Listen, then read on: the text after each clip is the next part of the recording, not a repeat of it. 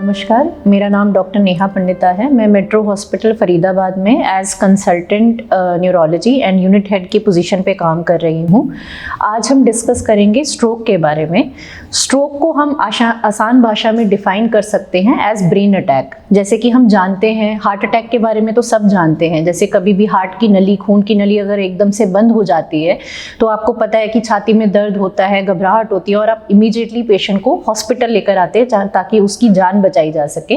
वैसे ही हमारे पास brain attack होता है और ब्रेन अटैक भी उतना ही सीरियस और उतना ही इम्पॉर्टेंट है। ब्रेन अटैक दो प्रकार का होता है। पहला, अगर खून की नली बंद हो जाए जिसको हम इस्कीमिक स्ट्रोक कहते हैं, और दूसरा अगर खून की नली फट जाए उसको हम हेमरेजिक स्ट्रोक कहते हैं। अब हमारे लिए ये जानना ज़रूरी है कि इसके लक्षण क्या क्या हो सकते हैं। अगर मान लीजिए सडनली एकदम से अचानक से आपके चेहरे में टेढ़ापन आ जाए, चेहरे में सुनपन आ जाए, आपको डबल दिखाई देने लगे, धुंधला दिखाई देने लगे, आपके हाथ पैर में लकवा हो जाए, सुनपन हो जाए या चलने में अगर लड़खड़ाहट हो, ऐसे कभी भी अगर सिम्टम्स अराइज होते हैं तो ये स्ट्रोक के लक्षण हो सकते हैं। इसको हम एक निमोनिक के थ्रू भी याद कर सकते हैं जिसका नाम है बी फास्ट।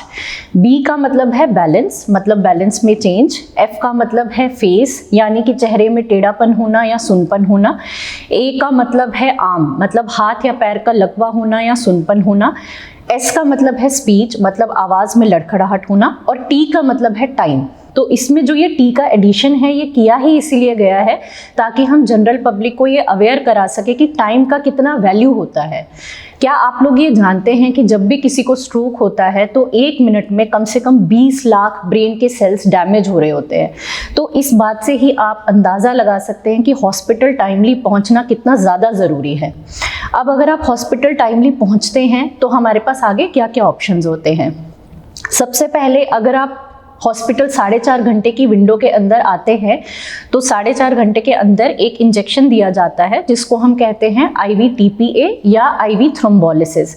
ये एक खून पतला करने का इंजेक्शन होता है जो अगर टाइमली दे दिया जाए तो मरीज बिल्कुल रिकवर हो सकता है। दूसरा हमारे पास ऑप्शन होता है मैकेनिकल थ्रोम्बेक्टमी। मैकेनिकल थ्रोम्बेक्टमी में हम एंजियोग्राफी के जरिए जो ब्रेन में क्लॉट फंसा होता है उसको निकालते हैं और इसमें भी रिकवरी बहुत अच्छी हो सकती है।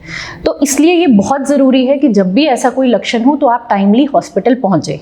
अब अगर मान लीजिए आप 4.5 घंटे की या 24 घंटे की विंडो को क्रॉस कर चुके हैं तो तब आप क्या करेंगे।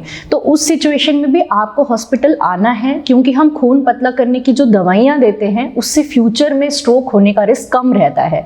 साथ ही साथ जब आप एडमिट हो जाएंगे तो हम ये भी इवेल्युएट करेंगे कि स्ट्रोक के क्या क्या रिस्क फैक्टर्स है ताकि आगे आपको फ्यूचर में स्ट्रोक ना हो। तो इसलिए कभी भी आपके आसपास, आपके घर में अगर किसी को भी ऐसे लक्षण कभी भी होते हैं तो टाइम मत वेस्ट कीजिए और तुरंत से तुरंत मरीज को हॉस्पिटल लेकर आइए। धन्यवाद।